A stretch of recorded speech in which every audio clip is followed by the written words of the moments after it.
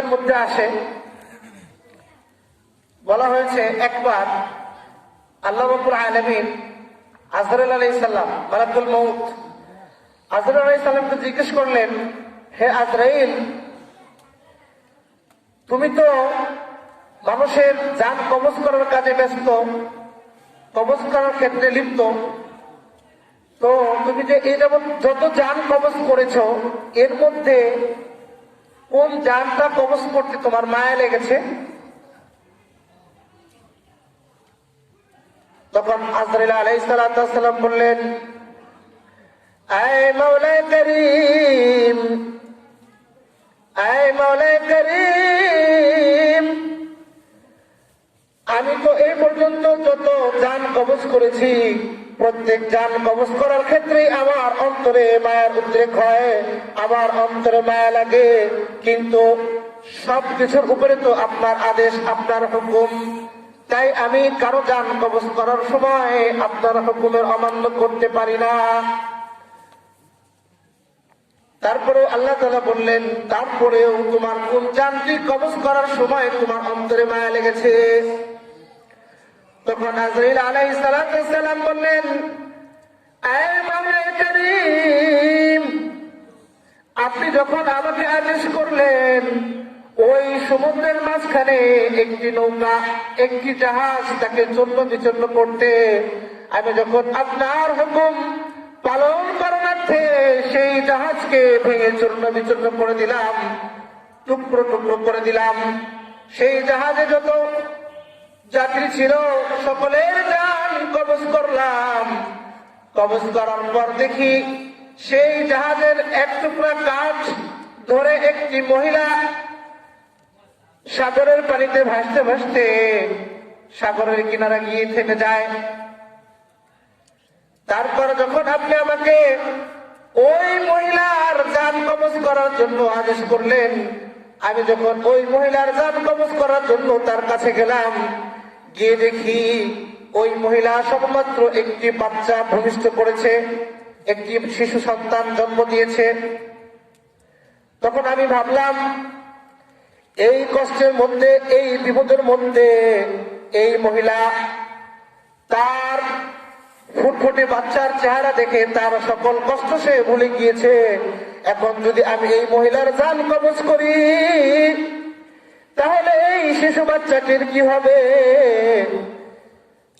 তখন আমার মায়া লাগলো, আমার অন্তরে মহব্বতের উদ্রেক হলো, এই শিশু বাচ্চাটিকে রেখে আমি এই মায়ের জান কিভাবে কবজ করব? তখন আমার একটু মায়া লেগেছিল। আরেকবার যখন সাদ্দাত তার বানানো ভেষ, সাদ্দাত সে ছিল ক্ষমতাধর, আল্লাহ তাআলা তাকে অনেক নাজ নিয়ামত দান করেছিল। সে ছিল আদের ছেলে, আদের ছেলে দুই ছেলে, সাদ্দাত সাদিদ। তো সাদ্দাত হইল আরেকজন। তো এই সাদ্দাতকে যখন হুদ আলাইহিস সালাম তাকে ঈমানের দাওয়াত দিলেন যে আল্লাহ তাআলার উপর ঈমান আনো, তখন এই সাদ্দাত সে বলল, আচ্ছা আল্লাহ তাআলার উপরে যদি ঈমান আনি তাহলে আল্লাহ তাআলা ঈমানের বদৌলতে আমাকে কি দিবেন? তখন হুদ আলাইহিস সালাম বললেন, তুমি যদি আল্লাহ তাআলার উপর ঈমান আনয়ন করো তাহলে আল্লাহ তাআলা তোমাকে ঈমানের বদৌলতে আল্লাহ তাআলা তোমাকে জান্নাত দিবেন। তখন ওই হুদ আলাইহিস সালামের এই কথা শুনে সাদ্দাত বলল, আচ্ছা আমাকে জান্নাত দিবে? আমার জান্নাতের প্রয়োজন নাই, আমার যে ধন সম্পদ আছে, আমার যে শক্তি সামর্থ্য আছে, এর দিয়ে আমি কি করব? জান্নাত বানিয়ে নিব।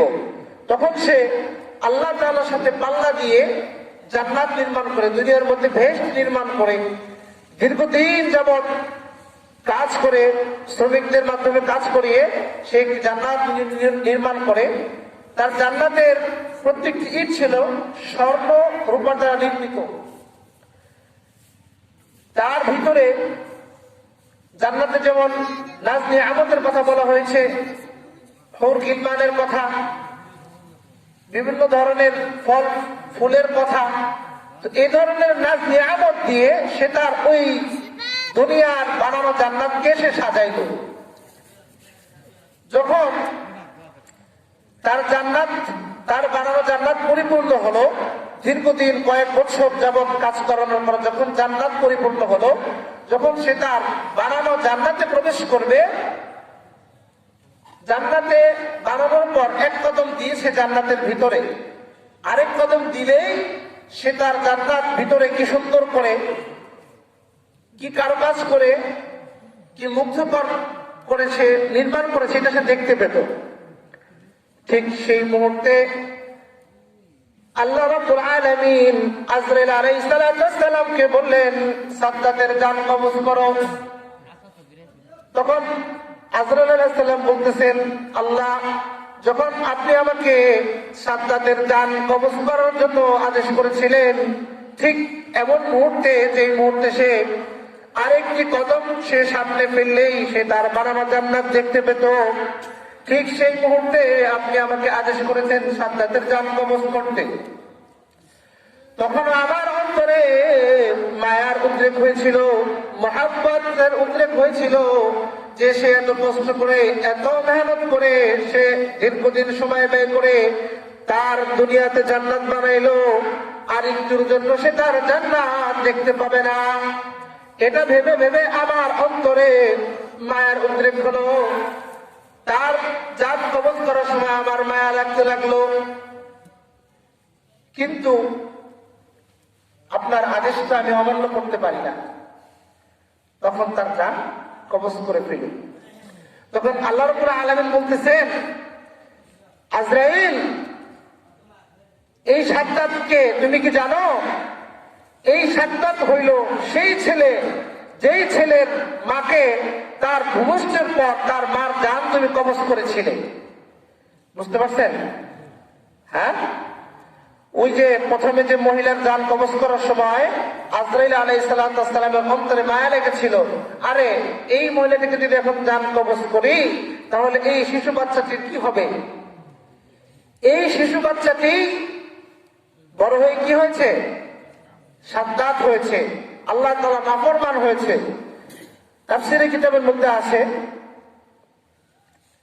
সেখানে উল্লেখ রয়েছে, এই সাদ্দাতকে আল্লাহ তাআলা এমন নাজ নিয়ামত দান করেছিলেন, তার মার ইন্তেকালের পর আল্লাহ তাআলা তাকে কুদরতিভাবে হেফাজত করেছে। সেই সমুদ্রের দ্বীপের মধ্যে আল্লাহ তাআলা তাকে বাঘের দুধ খাইয়ে বড় করেছেন, এবং তার দুই আঙ্গুলের মধ্যে এক আঙ্গুল ছিল দুধের নহর, আরেক আঙ্গুল ছিল মধুর নহর। তো তার যখন ক্ষুধা লাগতো, খাবারের প্রয়োজন হইতো, তখন সে এই আঙ্গুল চুষে চুষে তার ক্ষুধা নিবারণ করত। তাকে আল্লাহ তাআলা এমন ক্ষমতা দিয়েছিল যে মাটির নিচে, জমিনের নিচে কি খনিজ সম্পদ আছে, কি সম্পদ আছে মাটির নিচে, এটা সে তার চোখে আল্লাহ তাআলা এমন পাওয়ার দিয়ে দিয়েছিল, সে উপর থেকে দেখতে পাইতো যে মাটির নিচে কি আছে। কিন্তু এই সাদ্দাত আল্লাহ তাআলার নাজ নিয়ামত পাইয়া আল্লাহ তাআলাকে কি করেছে? ভুলে গিয়ে আল্লাহ তাআলার নাফরমানি করে, আল্লাহ তাআলার সাথে পাল্লা দিয়ে, আল্লাহ তাআলার সাথে কম্পিটিশন করে এই নালায়েক সে দুনিয়াতে কি করেছিল? জান্নাত বানিয়েছিল। তো মুহতারাম হাজিরিন, যা বলতেছিলাম, যখন মৃত্যু আসবে, ইযা জাআ আজালুহুম লা ইস্তাখিরুনা সাআতাও ওয়া লা ইস্তাকদিমুন।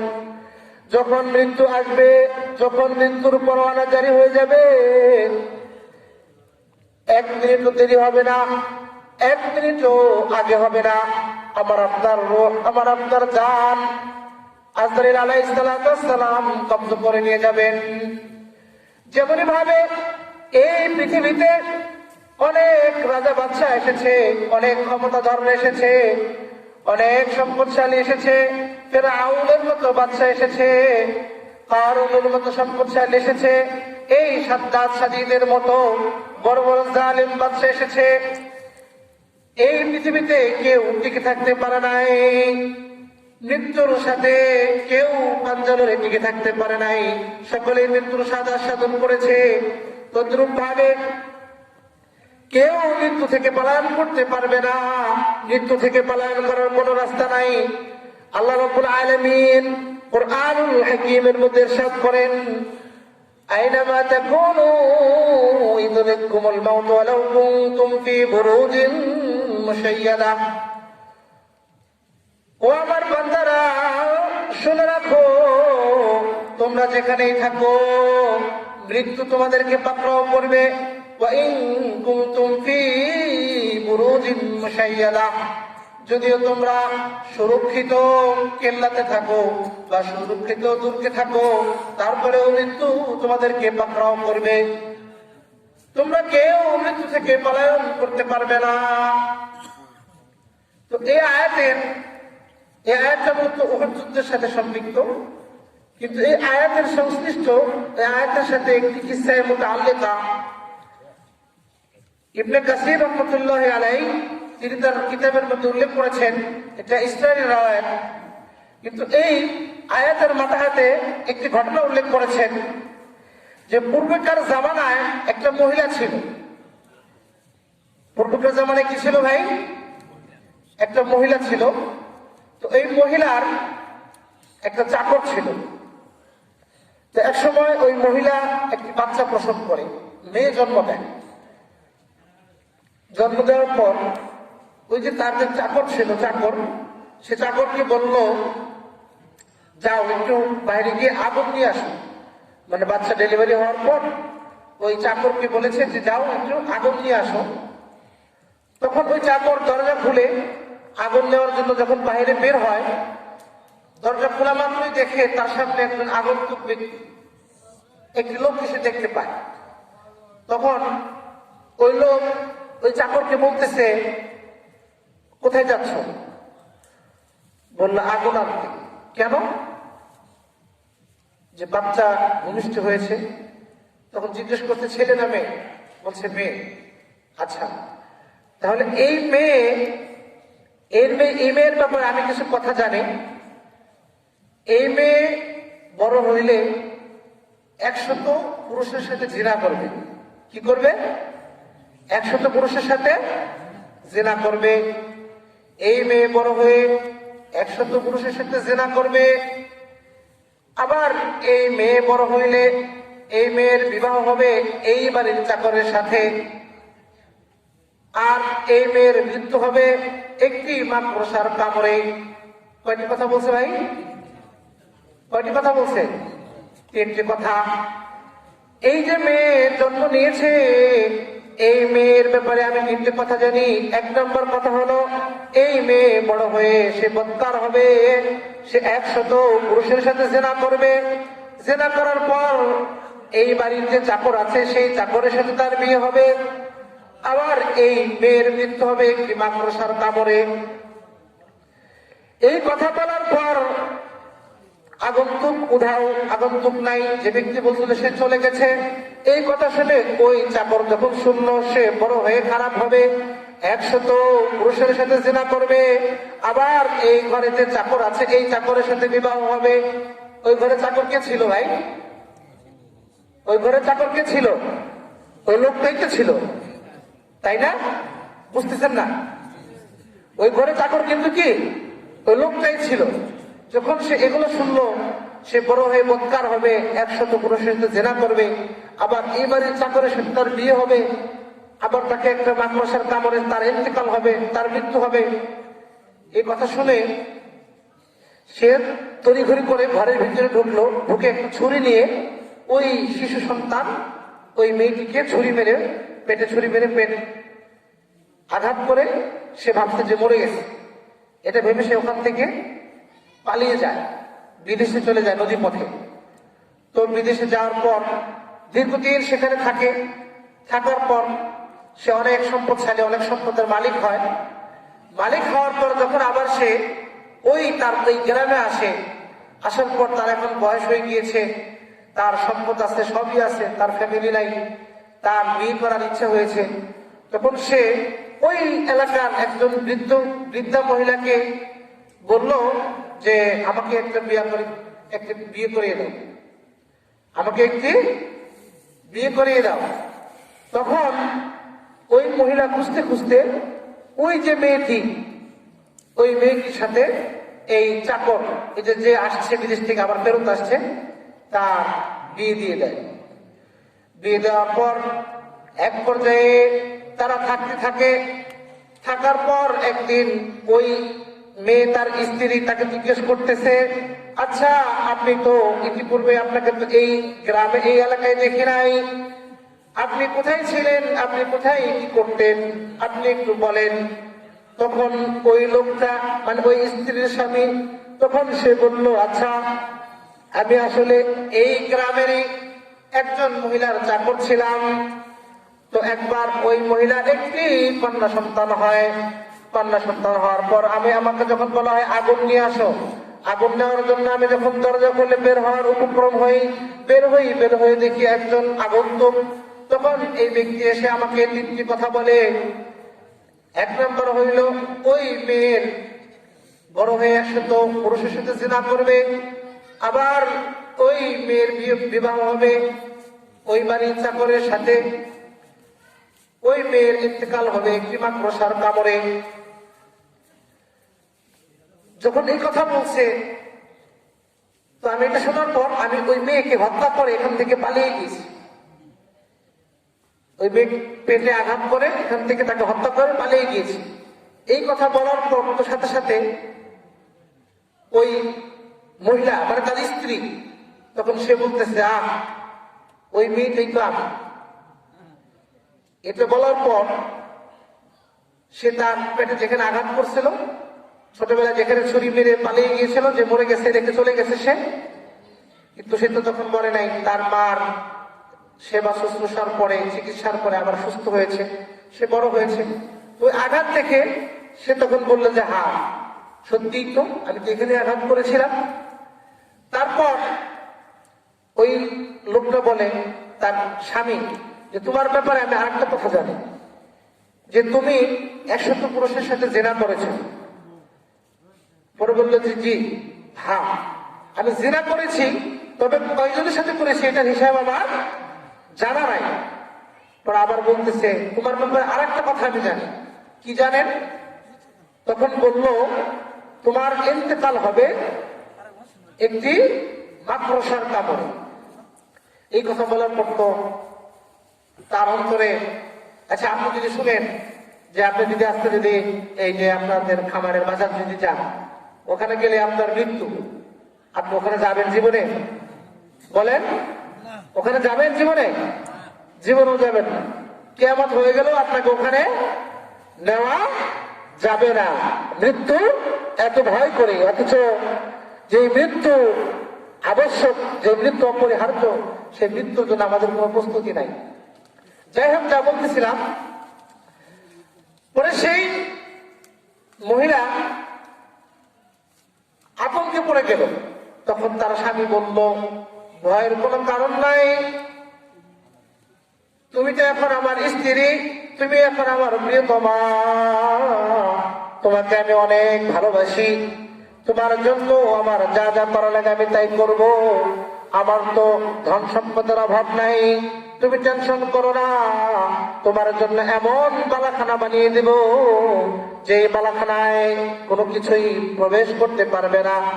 তখন সে তার সম্পদ ব্যয় করে মিস্ত্রিদেরকে নিয়ে বিশাল একটি অট্টালিকা, বিশাল একটি প্রাসাদ নির্মাণ করে, যেই প্রাসাদের কোনো দিক দিয়ে কোনো কিছু ঢোকার কোনো রাস্তা থাকে না, কোনো কিছুই থাকে না, বাহির থেকে কোনো কিছু যাবে এরকম কোনো রাস্তা থাকে না, করা পাহারার মাধ্যমে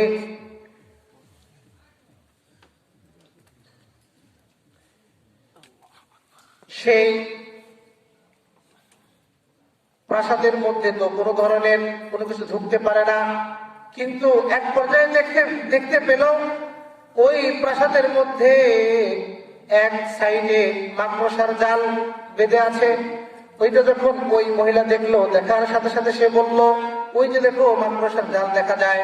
তখন চাকর বাকরকে আদেশ করলো, সেই চাকর বাকর সেই মাকড়সার জাল ওটা ভেঙে নিয়ে এসে তার পায়ের কাছে রাখলো। তখন ওই মহিলা বলল, আচ্ছা এই মাকড়সার কামড়ে বুঝে আবার মৃত্যু লেখা রয়েছে, এই মাকড়সাকেই আমি শেষ করে দেব। তখন সে এই কথা ভেবে পা দ্বারা মাকড়সাকে পিষে ফেললো।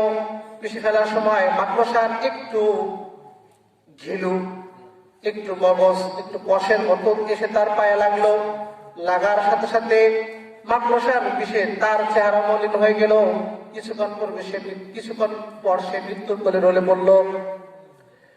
এটাই আল্লাহ রাব্বুল আলামিন কুরআনুল কারীমের মধ্যে বলে দিয়েছেন, ও আমার বান্দারা, তোমরা যেখানেই থাকো, মৃত্যু আবশ্যক, তোমাদের মৃত্যুর সাধন করতেই হবে। তো যা বলতেছিলাম যে মৃত্যু এমন একটি জিনিস, যে জিনিস সম্পর্কে কি নাই কোনো ধরনের মতানৈক্য নাই। একদিন আগে আর পরে সকলেরই মৃত্যুর স্বাদ আস্বাদন করতেই হবে। তবে হ্যাঁ, সকলের মৃত্যুর ধরন এক হবে না। যে বদকার আর যে নেককার, তার মৃত্যুর ধরন এক হবে না। 5 মিনিটের মধ্যে আলোচনা শেষ করে দেব। তো যে বদকার আর যে নেককার, তার মৃত্যুর ধরন কি হবে না? এক হবে না।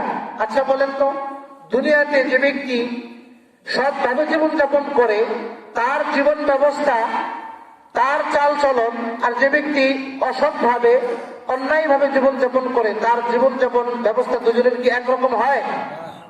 একরকম হয় না। তদ্রূপ ভাবে মৃত্যু এমন জিনিস,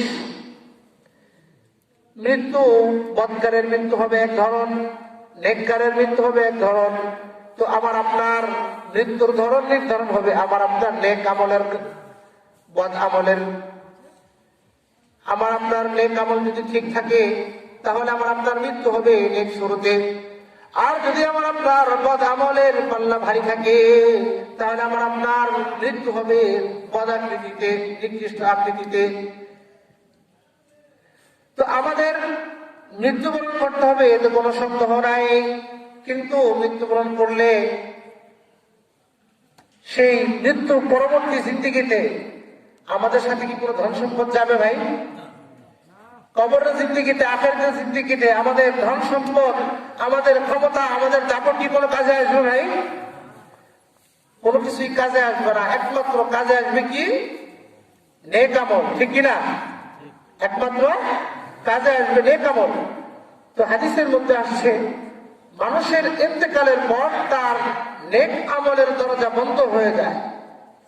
তবে 3 জন ব্যক্তি এমন আছে, যে ব্যক্তির ইন্তেকালের পরেও তার আমলনামা জারি থাকে, তার আমলনামা চলতে থাকে। তো যে হাদিসটি আমি খুতবার মধ্যে তেলাওয়াত করেছি, আবু হুরায়রা রাদিয়াল্লাহু তাআলা আনহু থেকে বর্ণিত, ইযা মাতাল ইনসানু ইনকাতা আনহু আমালুহু ইল্লা মিন 3। যখন মানুষ মারা যায়, তখন তার আমলের দরজা বন্ধ হয়ে যায়, তবে 3 ব্যক্তি ব্যতীত। 3 ব্যক্তির মধ্যে এক ব্যক্তি হলো ইল্লা মিন সাদকাতিন জারিয়াতিন, যে ব্যক্তি সাদকায়ে জারিয়া করেছে, যে ব্যক্তি মসজিদ মাদ্রাসায় দান খয়রাত করেছে, যে ব্যক্তি মানুষের কল্যাণে, জনকল্যাণে কোন ধরনের কাজ করেছে, যেমন রাস্তাঘাটে কোনো টিউবওয়েল নির্মাণ করেছে, যেই টিউবওয়েলের পানি পান করে যাতায়াত যারা করে মুসাফির, তারা সেই টিউবওয়েল থেকে পানি পান করে, বা মাদ্রাসায় মসজিদ দান করেছে, সেগুলোর থেকে সে তার ইন্তেকালের পর সেই মসজিদে মানুষ নামাজ পড়ে, মাদ্রাসায় বাচ্চারা কোরআনে কারীম তেলাওয়াত করে, এমনই ভাবে যতই নেক আমল করতে থাকবে, তার নেক আমল এই যে তার সদকায়ে জারিয়ার কারণে তার ইন্তেকালের পরও তার আমলনামায় পৌঁছতে থাকবে। 2 নম্বর হইল এমন ইলম আও ইলমিন ইউনতাফাউ বিহি, এমন ইলম যে ইলম দ্বারা উপকার হাসিল করা যায়। অর্থাৎ আপনি আপনার সন্তানকে আলেম বানিয়েছেন, আলেম বানানোর কারণে আপনার সন্তান যেই ইলমের খেদমত করবে, সেই সওয়াবের পার্সেন্টেজ আপনার আমলনামায় চলে যাবে। 3 নম্বর হইল এমন ব্যক্তি আও ওয়ালাদিন সালিহিন ইয়াদউ লাহু, যে ব্যক্তি ইন্তেকাল করে কিন্তু তার ইন্তেকালের পূর্বে তার নেক সন্তান রেখে যায়। তার পিতার ইন্তেকালের পর তার সন্তানেরা তার জন্য আল্লাহ তাআলার কাছে দোয়া করে, আল্লাহ তাআলার নিকট ইসালে সওয়াব করে, কোরআন খতম করে, তার জন্য দান খয়রাত করে, দান সদকা করে, তার জন্য ইসালে সওয়াব করে। তো যা বলতেছিলাম, মানুষের ইন্তেকালের পর তার আমল নামার খাতা বন্ধ হয়ে যায়, তবে 3 ব্যক্তির আমল নামার খাতা বন্ধ হয় না। 3 ব্যক্তির মধ্যে 1 নম্বর হইল মিন সাদকাতিন জারিয়াতিন, সাদকা জারিয়ার আমল। 2 নম্বর হইল ইলমিন ইনতাফাউ বিহি, এমন ইলম যে ইলম দ্বারা উপকার হাসিল করা যায়। 3 নম্বর হইল যে ব্যক্তি এমন নেক সন্তান রেখে যায় যে তার ইন্তেকালের পর তার সন্তান তার জন্য দোয়া করতে থাকে। মুহতারাম হাজিরিন, জানা নাই কার মৃত্যু কখন এসে যায়। একটু কল্পনা করেন, এই বয়সে কতজনের জানাজা আপনি করেছেন, কতজনের জন্য কাফনের কাপড় রেডি করেছেন, বাঁশ কেটেছেন, কবর করেছেন, আবার আপনার মৃত্যু কখন এসে যায় জানা নেই। তো মৃত্যু আসার পূর্বেই আমি আপনি যদি মৃত্যুর জন্য প্রস্তুতি গ্রহণ না করি, তাহলে আমাদের মৃত্যু হবে ভয়াবহ। আল্লাহ তাআলা আমাদেরকে বেশি বেশি মৃত্যুর কথা স্মরণ করে বেশি বেশি ইস্তেগফার পাঠ করার এবং গুনাহের কাছ থেকে বিরত থাকার তৌফিক দান করেন। আমাদেরকে সদকা জারিয়ার মতো আমল করা তৌফিক দান করেন এবং আমাদের আত্মীয় স্বজন যারা অন্ধকার কবরে শায়িত আছে তাদের জন্য আমরা সর্বদাই ইসারে সওয়াব করব। 2 টাকা দান করে তাদের নামে বকশিয়ে দেব। আমরা পারবো তো ইনশাআল্লাহ? এই 3টে আমল পারবো না ভাই? ইনশাআল্লাহ। আল্লাহ তাআলা আমাদেরকে তৌফিক দান করেন, আমাদের হায়াতে বরকত দান করেন এবং আমাদের জীবনকে নেক আমলের মাধ্যমে সুশোভিত করার, সুন্দর করার তৌফিক দান করেন। ওয়া আখিরু দাওয়ানা আলহামদুলিল্লাহি রাব্বিল আলামিন।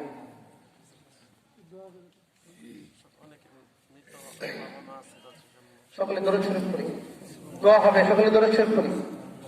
اللهم صل على محمد وعلى ال محمد كما صليت على ابراهيم وعلى ال ابراهيم انك حميد مجيد. اللهم بارك على محمد وعلى ال محمد كما باركت على ابراهيم وعلى ال ابراهيم انك حميد مجيد. একবার সূরা ফাতিহা পড়েন। الحمد لله رب العالمين مالك يوم الدين إياك نعبد وإياك نستعين اهدنا الصراط المستقيم صراط الذين أنعمت عليهم غير المغضوب عليهم ولا الضالين. إن الصلاة إخلاص. بسم الله الرحمن الرحيم. قل هو الله أحد الله الصمد لم يلد ولم يولد ولم يكن له كفوا أحد. بسم الله الرحمن الرحيم. قل هو الله أحد الله الصمد لم يلد ولم يولد ولم يكن له كفوا أحد. قل هو الله أحد الله الصمد لم يلد ولم يولد ولم يكن له كفوا أحد. الحمد لله.